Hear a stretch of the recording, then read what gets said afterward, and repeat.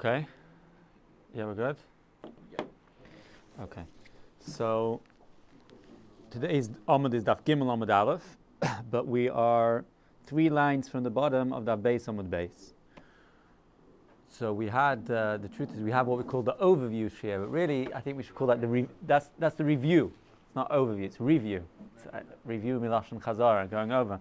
But just, I'm just saying that because I'm going to give a quick overview just of what's coming up in Daf Gimel Amud Aleph.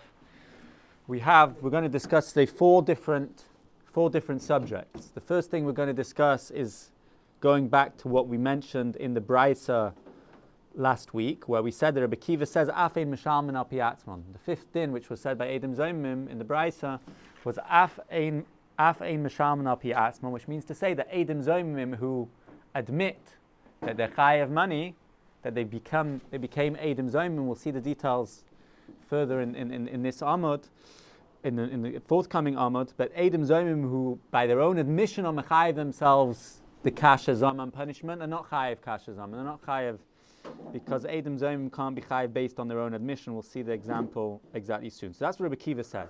So the first thing we're going to discuss in this Amud is two proofs from Amiroim that Rabbi Kiva's rationale, that Rabbi Kiva's opinion is correct. Two sevoros, shall we say, two logical arguments as to why Rabbi Kiva is right in saying that Edom Zomim who two Amiroim are going to support Rabbi Kiva says with sevoros that Edom Zomim are not chayav al piatzman. That's number one. Number two is that we're going to have an Amor who's going to say Eid Zomim mishalem lefi chelkai. That an Eid Zomim pays according to his portion, and we're going to explain what that means. And then finally, the last two things are two Mishnayos, which we have, two Mishnayos, which will be towards the end of the Amud. Okay, so let's start with the first thing first. We're 3 lines from the bottom of that Beis Amud Beis. Mishum Rabbi Kiva Amru v'chulu, right? So this is quoting what we said earlier, that Mishum Rabbi Kiva Amru, they said in the name of Rabbi Kiva, Afein Mashalman al Pi Atzman, that Edom Zomimim do not pay al pi atzman, based on their own testimony. Bekitza, we're talking about a situation where Edom Zomim say that we became Edom Zomim in another Bezdin. How do we become Edom Zomim in another Bezdin? We testified, we were made. 2 other Edom came along and said, Imonu Yisam, you were with us, we became Zomim. And then before they Bezdin Paskin the din, this is the key point, before Bezdin Paskin the din that we chayav kasha zamam, whatever it may be, let's say it was to be chayav $1,000, we ran away, and now we're coming to another Beis Din, and we're admitting, these Edom Zomim are admitting that this is what happened in the other Beis Din, and therefore we're chayav. So no, they're not chayav based on their own admission. What's the reason? The reason is based on the general principle of moida b'knas potter. Let's see inside. My time at Rabbi Kiva. What's the reason of Rabbi Kiva? 3 lines from the bottom of Beis Amud Beis. Kesavar, he holds knasahu. He holds that Edom Zomim, the payment or the punishment, whatever the punishment may be of an Eid Zomim, it's knas. It falls into the category of knas. Or knas eina mishal mal piatzmai. Zot Rashi. Knas eina mishal mal piatzmai, 2 lines from the bottom of the page. Dechsiv gabi kefel. It says by kefel, a ganav who steals by night or hidden, right? He doesn't go up to the person in the open and brazenly steal from him, but rather he steals in secret. So he's chayiv kefel under certain circumstances. So it says over there by kefel asher yarshion eloi, him, that the Bezdin shall make him a Rasha, then he's chayiv kefel. That's the Lashon in the Pasuk. The Bezdin make him a Rasha. So we learn from there, prat l'marshias atzmai, that by kefel, the ganav who steals only pays the double payment, the extra double payment, if Bezdin find him guilty. In other words, that he doesn't admit it himself. But if the whole reason why we're understanding that he stole, that he's a ganav, is because of his own admission, so then he doesn't pay kefel. So from this we take on to all sorts of situations of knas. That knas eina mishal ma piatzmei. Now, what's the definition of knas? So the Gemara is going to talk a little bit about rayas, how we know that Edom Zomim is knas.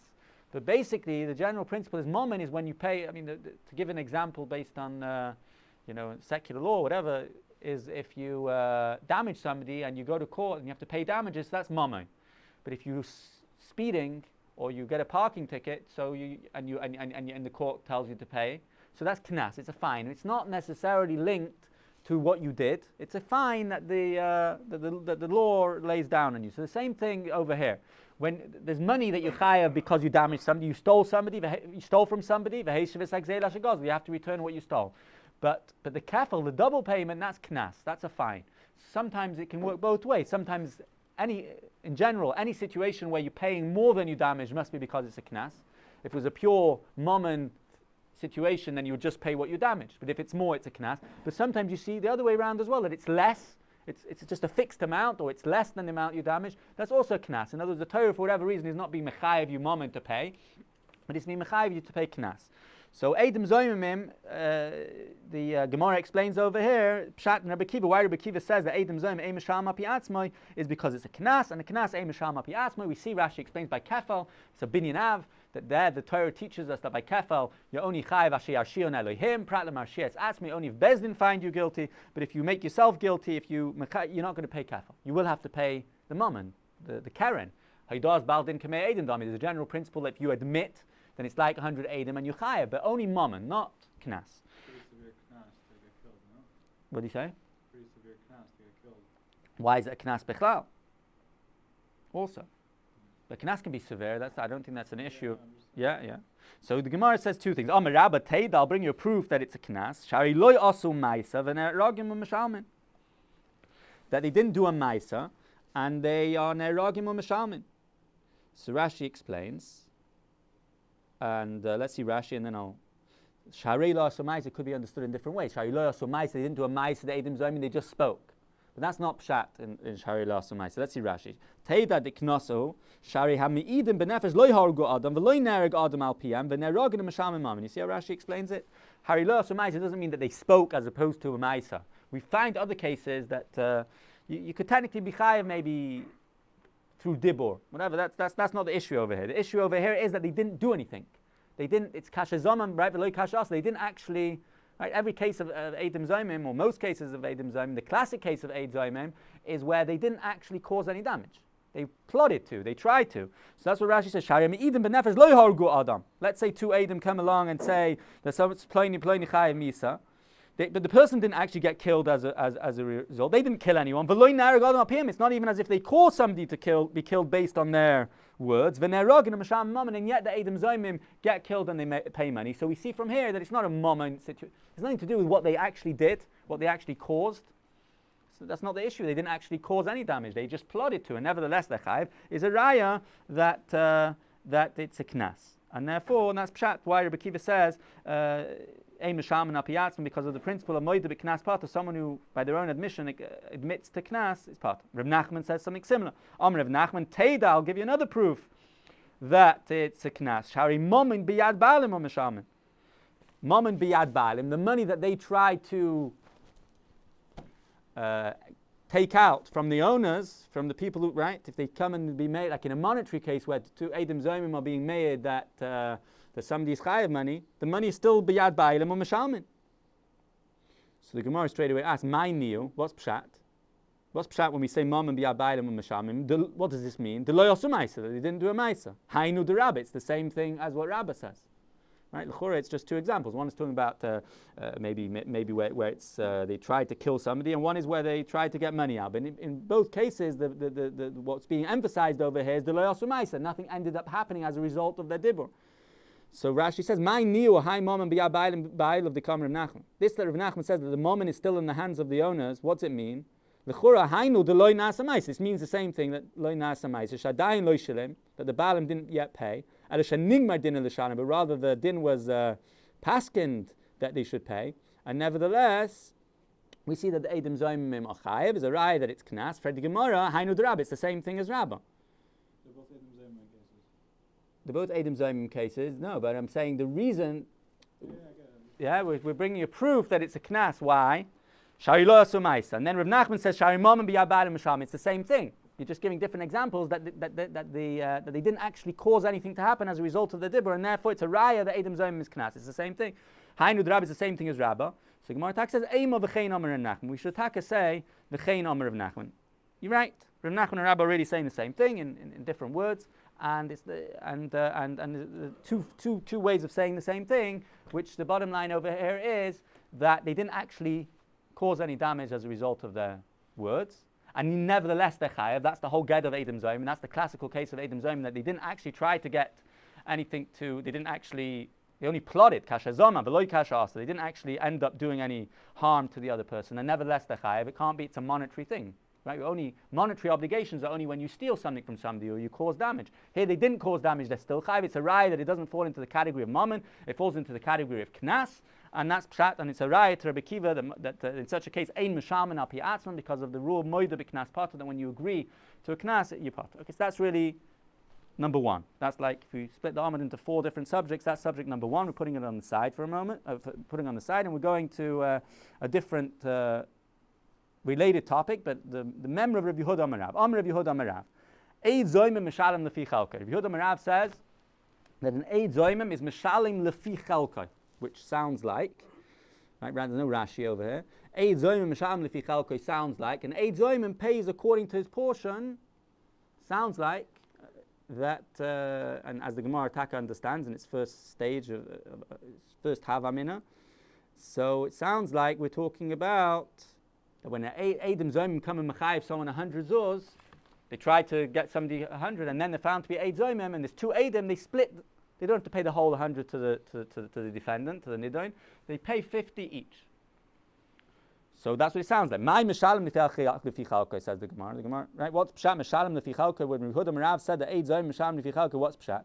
Ilay medahai mishalim palga v'hai mishalim palga. If you're coming to tell me that each person pays a half, each aid doesn't pay the full thing that he plotted, but rather the Edom split it up between them.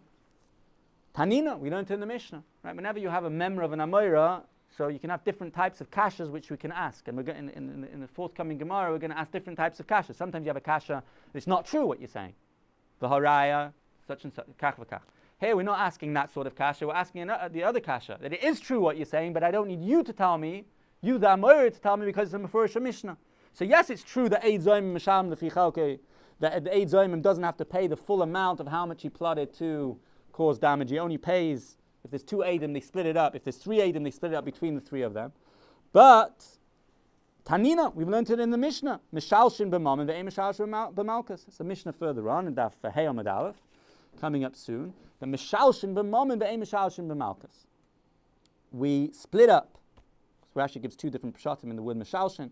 But either way, the bottom we'll see inside. Mishalshin b'mam ve'em mishalshin b'malchus. But the pshat is, according to both pshatim, mishalshin b'mam ve'em mishalshin b'malchus means that when it comes to malchus, you don't split up the malchus, right? If you 2 Eidim come to Bezdin and they say that Ploini ben Ploini ate chaylev, and we warned him, and therefore he's chayiv malchus, and then they were found to be Eidim Zoymim, 2 other Eidim come and say, no, you were Yimane Yisam at that time, it's impossible, right? You must be saying lying. So those 2 Eidim get malchus, but we don't say that they split the 39 malchus between them, for reasons which will be explained later in Daf Hey. But b'mammon we do say that. B'mammon we do say that the amount they give to the nidoin is divided amongst them. So if that's pshat in Rabbi Yehuda Amarav, yes, it's true. It's a true statement. But Tanina, we've learned already in the Mishnah, we don't need the Amoyer to tell me. And Amoyer doesn't usually say the same thing as which is in the Mishnah. So that can't be pshat. Elo, what must be pshat? Kegoin de itzum chad minayu. The Gemara suggests a second option. Not that both of them became Edom Zoyim and they spared the burden of the costs of how much they pay the nidain, but rather we're talking about a situation where the itzum chad minayu, that only one of them became Zoymim. How can that be? So 2 Edom come to Bezdin, and 2 Edom come and say that Reuven stole 100 zuz from Shimon. So both, right? So now, and then they were, but then only one of the Edom were found Zoymim. In other words, 2 other Edom came and say that one of the Edom, one of the original set of the Edom was Imane Yisam. The other one, I don't know. Maybe you saw it. Maybe you didn't. We don't know. We weren't with you, but we were with one, right? So they made one of the Edom Zoymim. So what do we do in such a situation? So the Gemara understands at this stage that that's what Rabbi Yehuda Amarav means when he says Eid Zoymim Mishalim Lefi Chalkai. That even though it wasn't a situation where both Edom were proven to be Zoymimim, were found to be Zoymim B'Imane Yisam. Nevertheless, the one which was found has to pay his portion. So he has to pay 50 zuz, $50, whatever it is, even though his chaver, who's also testifying, wasn't found to be saying a lie, wasn't found to be an Eid Zoymim, he pays his portion. So the Gemara straight away pushes that away and says he can't say such a thing. Let's first see Rashi on the previous Gemara. I skipped it, sorry. Mishalshin b'mamen, im shloisha edem ein arba, mishalshin beinehem. That if there's 3 or 4 edem, mishalshin beinehem, what does that mean? According to the first Pshav Rashi, based in nas in shlish beinehem. It means based in is becomes a third party in between them. Lahashvoisam b'piroin ish lefi chalkei to and they divide the payment according to the different edem. That's one pshat mishalshin. That Bezdin nas in shlish, Bezdin become a third party. That Bezdin comes as a third party and divides the payment amongst the 2 edim, or 3 edim, or 4 edim, however many edim there may be. Inami, another pshat, hai mishalshin lishna ba'almahu, mechalkin hapiroin bein shloshton. It's like, it's a lishna ba'alma. It's just it's a way of, if there's 3 edim, huh? Wouldn't that be just a more straightforward shot? But maybe then it should say mechalkin. Normally you have 2 edim, not 3 edim. I don't know. Could be that's. I think that's maybe why. I also thought that was. That's why Rashi put the second because he used the word mishalshin. I don't know. Do you mind repeating the first reading the rest again? The first pshat mishalshin b'mamen, it means but both mean the same thing, that the Bezdin divide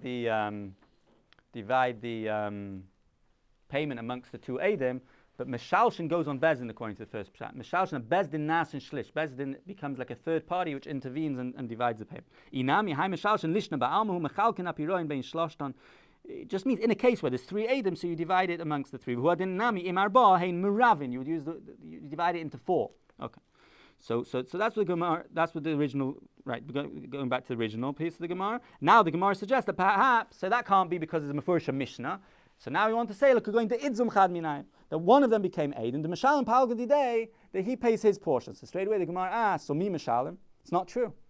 If that's pshat eidzom mishalim lefi chalkoi, it's pasha not true. Mi mishalim, do they really pay? Vatani, we learned in a braysa, ein eidzom mishalim mamen ad sheyizu mushneim. There's a braysa which is quoted Gemara in Chagiga apparently. Okay, that ein eidzom mishalim mamen ad sheyizu mushneim. That there's eidzom is not chayiv anything unless both of them become zaymim. So that can't be pshat eid zaymim mishalim lifi chalkai, that we're talking about a situation where one of them became eid zaymim and not the other, because in such a situation we'll pay nothing. We'll pay nothing because there's a xeris hakasov or whatever. I'm not sure what the reason is exactly, that the eid zaymim doesn't pay unless both eidim are found zaymim. Both eidim were proven to be false. So now the Gemara says a third option. And here is where it gets a little tricky because the Gemara is kind of sossum. The Gemara doesn't really explain exactly what it means. Let's just read the Gemara first. Amar Rava says, "Ba'oimer eidus sheker he'adti," according to another Gersa he'adnu. But somebody comes to Bezdin and says, in other words, 2 edim come one day and say that Reuven's chayiv 100 zuz. The next day, one of those edim comes to Bezdin and says, you know what I said yesterday, I was lying. And the Eidus Shakarati. Rashi doesn't have anything on these words, so I'm going to explain to you the Gemara based on the way the Ritva explains the Gemara. And the Aruch L'nei, one of the Achronim, says that this is what Rashi means also in the next Rashi. But according to this pshat, Oima Eidus Shakarati means where the guy is mazim himself, so to speak. He doesn't come to Bezdin and say, yesterday I was lying. He says, you know, what I told you yesterday couldn't be true because really I was somewhere else at that time. Imoni hayisa, whatever. Iti hayisi. I was with myself. Yeah, I wasn't there. I wasn't anywhere to be found, and I was lying. It's not true. And the Gemara assumes that such a person is also chayev kasher zaman, for whatever reason. Such a person is also chayev kasher zaman. That's what you have to say. It's a big chiddush. Sounds like Chaim Lieberman. It's explained why I couldn't have flushed it out because I could have burned it. Yeah. The Oime Eid Shakei, he says that I was lying, and he's saying about his, maybe according to one of the Girsais, he's even saying, hey Adnu, he's saying that my Chava was also lying, but he can't be, he's not Neman to Passel his friend, he's Neman to Passel himself, and what Rav Yehuda Merav is saying, in such a situation, you pay your Chelak.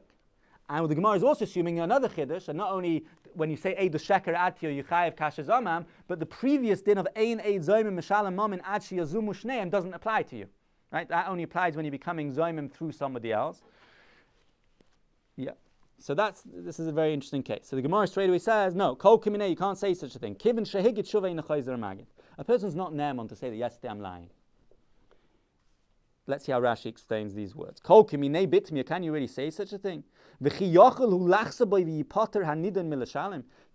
able to come today and retract, lachsabai, to retract what he said yesterday, v'yipoter ha'nidim l'shalem, and exempt the nidin from paying. What's in the gate? He's exempting the nidin. The point is that kol kaminei kivin shegi shavei nechayzer magid. He's not neman on what he said yesterday, and therefore he can't be mechayiv himself. He's just not neman. So the Achronim explain, and the Aruch LaNer explains that this is what the Ritva means. That what we're saying over here is that it's not possible to be done. And someone who says Eidos Sheker Ad, he doesn't fall into Kasha Zama, because even if you're going to tell me that he's nemon to say Eidos Sheker Ad as far as to be mechayiv himself, right? That maybe he does have a nemon, so he does. A person can maybe he can say that that I was lying and therefore I'm chayiv to pay what I caused. But we're not going to patter the nidin as a result, because there's a rule. When you say one thing, you can't contradict what you said then. So that has to stand. That's the rule of Kivin Shega Shuv and Mag. So even if you are going to be chayev, because you falsely testified, he's still also going to be chayev, and therefore it's not to get a kasha zaman, because there's no possibility of kasha zaman. It's always kasha asa. Whenever you say Eidos Sheker Adti, there's never a situation where it can be as you plot it, because he's always going to end up paying. It's only when two other Eidim come and falsify your Eidos that your Eidos is totally uprooted, and we let the nidin off the hook. So the Ritva explains. So that's how the Aruch LaNer learns Pshat in Rashi. You have to explain a whole arichas over here. That can he exempt the nidin from paying? And since you can't exempt the nidin from paying, so therefore it's kasha asa. It's not kasha zaman. There can never be a case of kasha zaman. And therefore, this is not what the Gemara is saying when it says eid zayin mishalim lefi chalkai. I just want to add that the Ritva adds that the truth is the Gemara could ask a better kasha, which is that a little bit of MS. When you say Eidos Sheker Ati, that's not kasha zaman. That's not kasha zaman. Is only when two other Eidim come and pass at you. The Gemara is saying that even if we would assume that this situation is a good kasha zaman, it won't be. When someone says Eidos Sheker Ati, he can kind of be mazim himself. He can make himself an Eid Zaymem. You can't say such a thing for another reason, because Kivin Shegi Shuvay Nechayz Magid, the Nidon is always going to still be chayav based on yesterday's Eidos, and therefore it's not. You can never find a kasha zaman as you plotted. It's always kasha asa, because your Eidos about him yesterday is never totally uprooted, even when you come and say Eidos Sheker Ad. Okay, so that's the Gemara. Kivin Shegi Shuvay Nechayz Magid. So the Gemara finally says, well, almost finally, because we're going to, even this third pshat we're going to change slightly. Elo, but rather what we're saying is, ba'omer, when Yehuda Marav, going back to Yehuda Marav, yeah? When Yehuda Marav says, Eid zoyim mishalim lefi chalkai, is talking about a situation like this. Ba'omer, one guy comes to Bezdin and says, Hey adnu v'huzamnu bevezdin ploini. We testified, me and my chava testified last week in Bezdin ploini, but before they were mechayiv us to pay kasha zamam, and then we were found to be zoymim, right? Then we were found to be zoymim.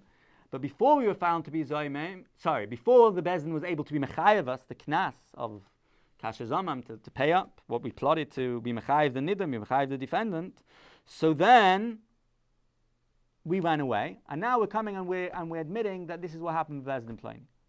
But it's not it's one guy coming and saying, right? And Rav Yehuda Marav saying that Eid zoymim mishalim lefi chalkai.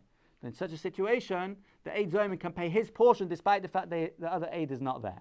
We said earlier, Ein Eid Zoyim Mishal Mam and Achi Zumu Shneim. They were Hozam. According to him, they were Hozam in another Bezdin, just like that Bezdin weren't able to be Mechayiv. And now you're coming to Bezdin and saying that I was Hozam in the other Bezdin, so you can Mechayiv yourself and you pay the Fi Chalkai even though your Chav is not around.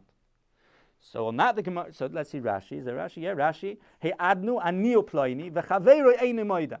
Yeah, that I am and Pliny, my friend, we testified, but my friend, his chava eina moida. The next Rashi goes on later.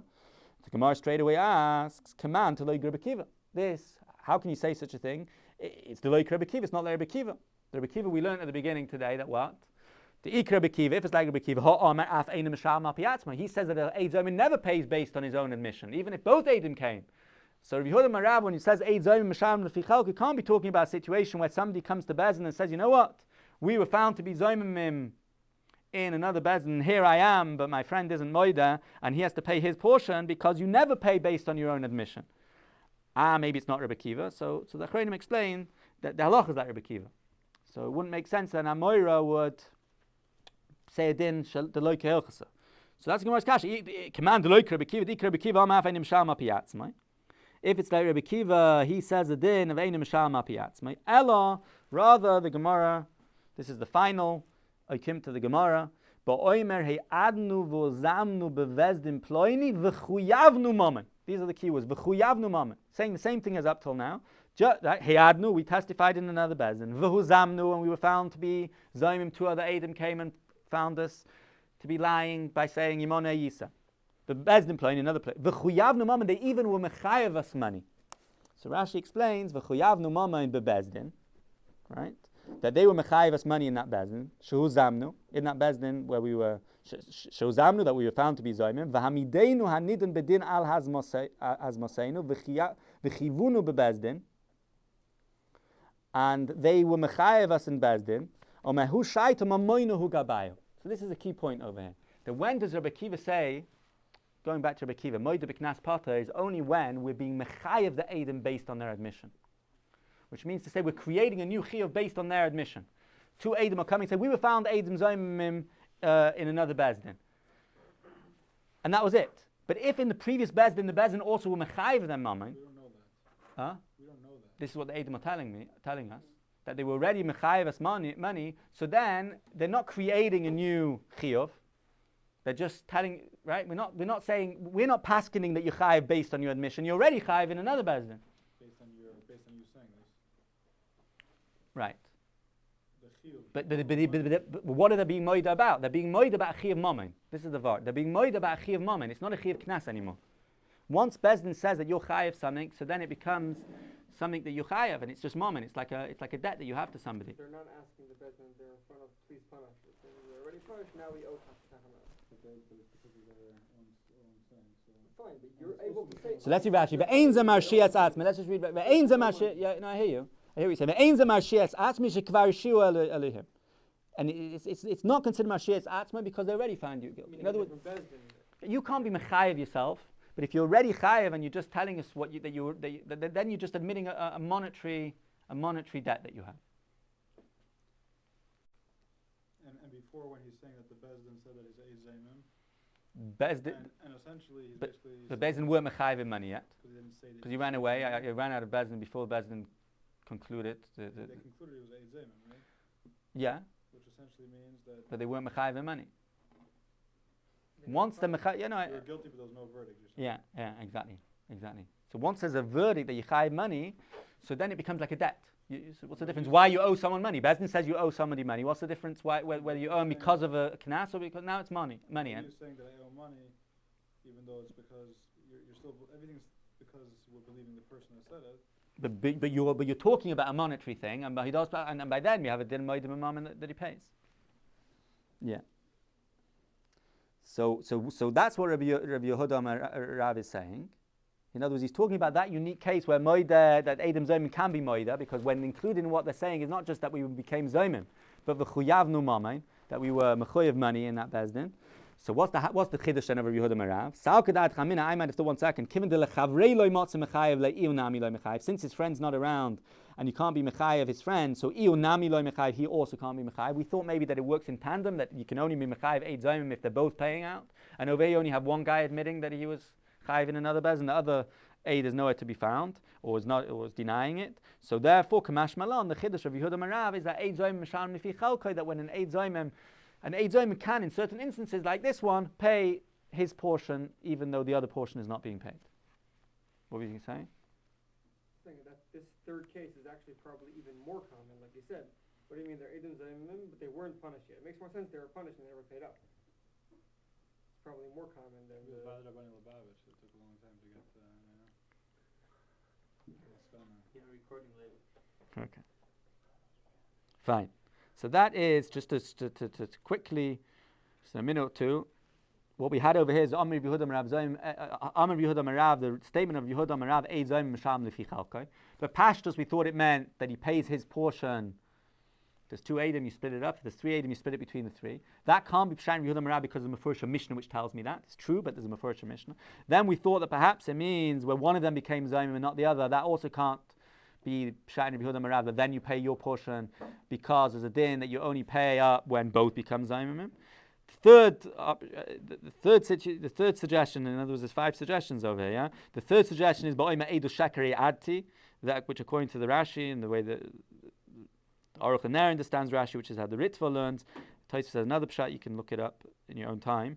But Rashi, according to that, oima edu shakari adti is that the Gemara understood that a person can make himself an eid zaymim when he comes and says that I was testified falsely, and in such a situation he'll be able to pay the fi chalkai.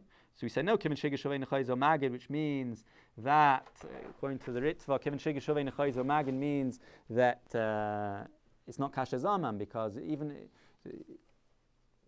the nidan, you'll never go, when you say Eidah Shakar Ati, we never take away the psak from the original nidan, so it's not as you plotted, it's always kasha us in such a situation, and therefore that it doesn't make sense. That's not what Rabbi Yehuda Marav's talking about. Rabbi Yehuda Marav says Eid Zoymim Misham Nifi Chalki. This isn't an Eid Zoymim at all. It's a Havamina only that an Eid Echad can make himself a Zoymim? Yeah. It's a Havamina only. Yeah. Not, Yeah. there's no other. No. We don't actually say that. Yeah. So, yeah. And then we said 2 variations of the same thing, but the first one was pushed out, is that when 2 Edom come and say, we became Edom Zayimim in another Bezdin. So, and, one Eid comes and says, we were found to be Zayimim in another Bezdin. And we said that, and that's when he pays Mishal Nafi Chalka, and we said that can't be the case because Rabbi Kiva says, Halach is like Rabbi Kiva, that Ein Eid Mishal Mapi Atzmai, what's the Lashon Rabbi Kiva? Lashon Rabbi Kiva is Af Ein Mishaman Apiyatzman, yeah? That the Edom Zayim don't pay based on their own testimony. So the Gemara says, you're right. We have to be talking about a unique case where they didn't just say that we became Edom Zayimim, but we were also Mechoyim money. Bezin also obligated us to pay.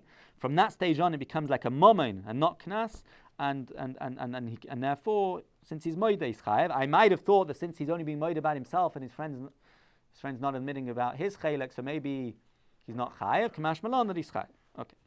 Next Mishnah. So here we have the next 2 Mishnayos on the same lines, where it's not clear how much you plotted to. Right. So if 2 Edom come along and say that Reuven's chayev 100 zuz to Shimon, so if they're found guilty, they're found to be Edom Zayimim, they pay that 100 zuz. But what happens when it's not so clear how much they're being mechayev? Why is it not so clear? Because they're saying, in effect, maybe Reuven is going to. They're saying, in effect, that maybe Reuven, they may be causing Reuven 100 zuz loss. They're causing a possible loss to the Nidin. How do you have such a situation? Let's see inside. We're talking about a situation of a Gerushin, right? When somebody divorces his wife, so therefore he's chayiv the ksuba.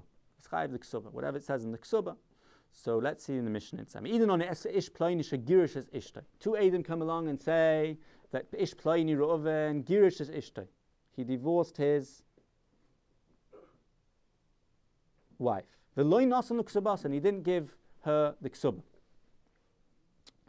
So the Gemara, so that's Rashi. Shagirish es ishtay. Says Rashi b'fanenu b'yom ploini that Reuven divorced his wife on such and such a day. The other guy says, no, I didn't divorce my wife. I'm not chayiv any money to have. Then those 2 Edom are found to be zoymim b'monei yisam.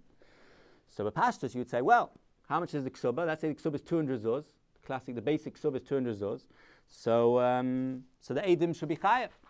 But the problem is that he might have had to give the 200 zuz anyway. What happens if he anyway would have been, we don't know, maybe he would have divorced his wife tomorrow or a year down the line. Maybe he would have passed away, in which case the ksuba also goes to the woman, the money, the value of the ksuba. So how are we going to estimate how much the Edom are chayev as a result of the Eidos? They didn't necessarily cause him to lose 200. He might have lost the 200 anyway. As the Gemara Mishnah continues, V'aloi surely bein hayoim uvein lamachar. It's very possible that whether today or whether tomorrow, and whether yesh l'machal achaz man, another day, soifoi litin luksabasa. Maybe he anyway would have ended up giving her ksuba. Right? Let's see Rashi. How do we know? How are we going to decide how much these Edom should pay? If you're going to tell me that the Edom should pay the full 200 zuz, or whatever it says in the ksuba, of how much they made Reuven, how much they plotted to cause Reuven to lose. But surely Shema Yomus, perhaps he would die, or divorce her today or tomorrow, he would anyway give her the ksub. So the Edom are not necessarily making him lose the 200. He might have had to pay the 200 anyway. So how are we going to work it out? In such a situation, right? If we were prophets and we were able to see the future, so then we would see that tomorrow the guy dies, and then he would anyway have to pay the ksuba. So they're not really making him lose anything. On the other hand, we don't know. So how are we going to decide? So the Gemara says as follows. The Mishnah says as follows. We'll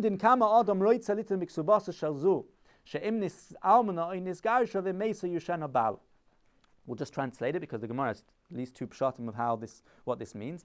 But basically, oimdin, we estimate kama adam roitzalitin, how much a third person would be willing to pay biksubasa shalzu, to buy the rights of this ksuba.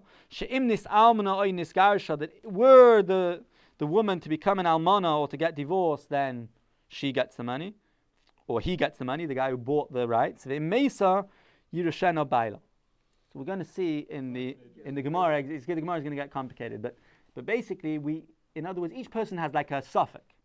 Each person, the husband and the wife, have a suffix of how much of what's going to be, and how much they each have a certain chance, a certain percentage of, let's say, a certain chance of how much of getting the 200 zuz.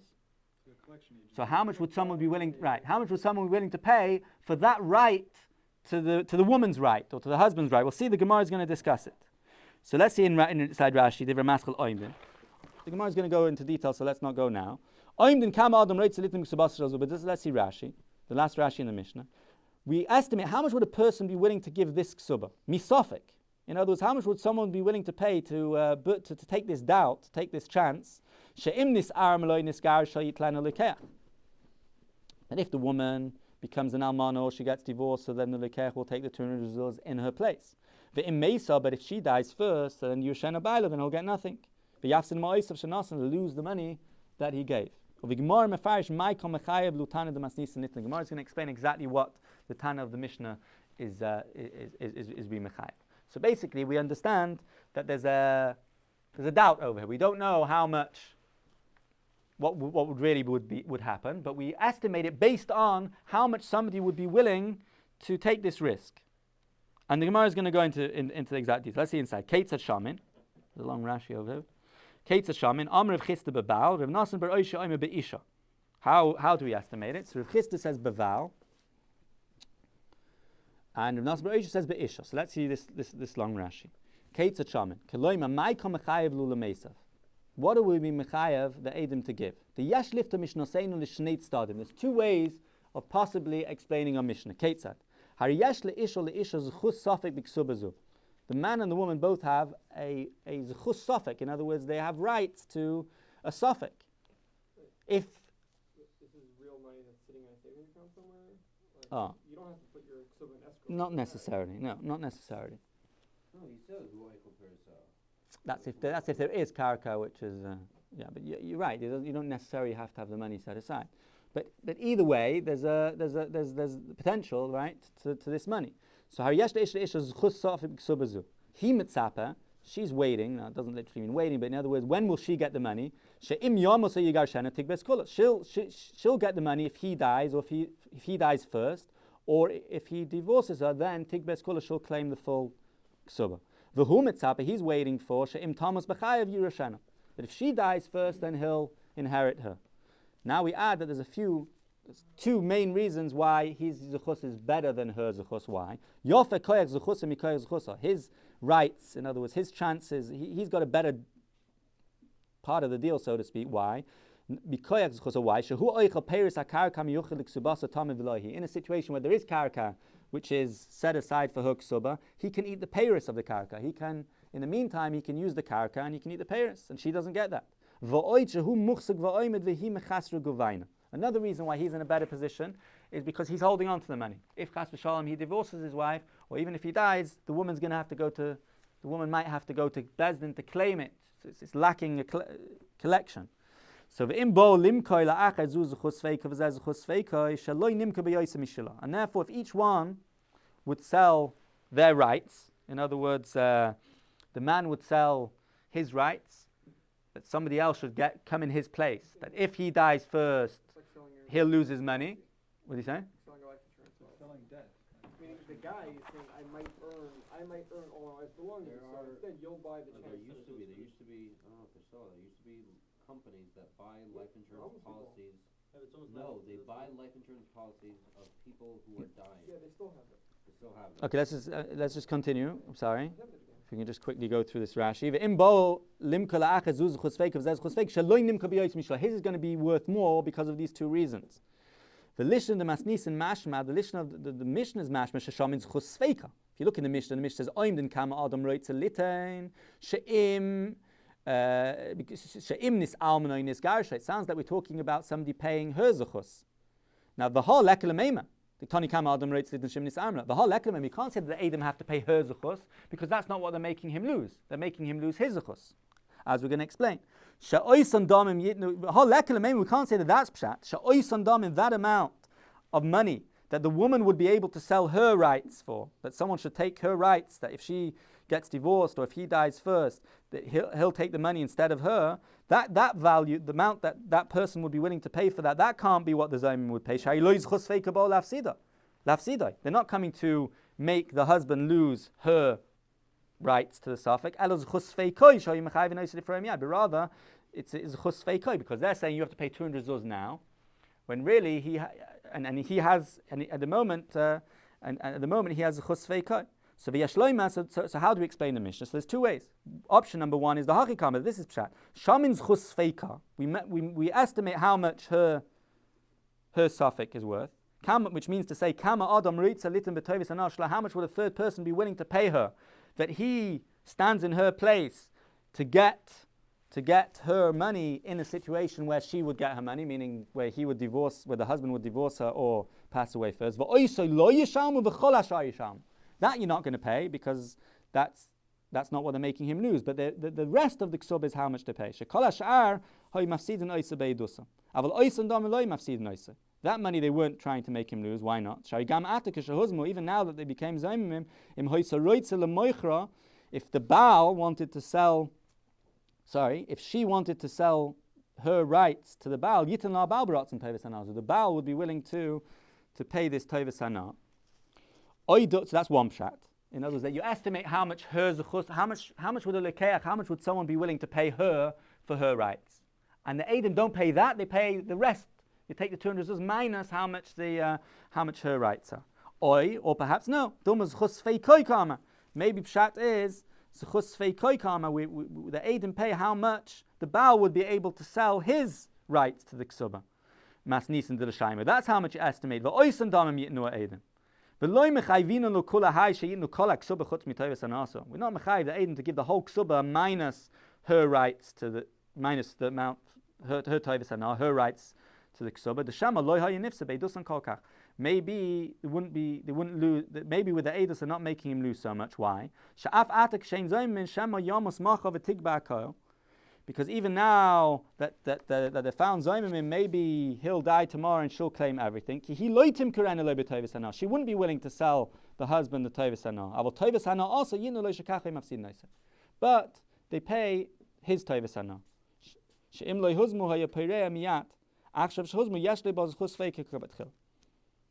And if so, according to the second shot, that they're paying his suffix, so then we have to explain the Mishnah differently. Yeah? But when the Mishnah says she'imnis almano in garsha, the she'imnis almano the masniz nachikama, oim den kama adam roitz editin b'chsub bazu, shehi teluya b'suffix she'imnis almano tigbena hi ve'imesi yushena bal. The shaman bezin is chusfeika v'yitnula. The bekitza, those are the two pshatim, rechista ama babal, and nasan b'oisha ama b'isha. I realize that I rushed through this Rashi. But I don't know, maybe we'll have time to go over it next time. But I'll just quickly say outside what's going on. There's two, basically, let's say you have a ksub of 200 zuz. The two amounts of the suffix, in other words, how much the husband would be able to sell his rights to the ksub and how much she would be able to sell her rights, if you add them up, it doesn't add up to 200. So for argument's sake, just to throw out a number, let's say the Baal maybe would say, let's say he would be able to sell his rights to somebody. Someone would be willing to pay 100 zuz for his rights, meaning that if she dies first, he'll get the 200 zuz in place of the Baal, and if the Baal divorces her or dies first, so then he'll lose all his money. A person would be willing to pay 100 for such a gamble.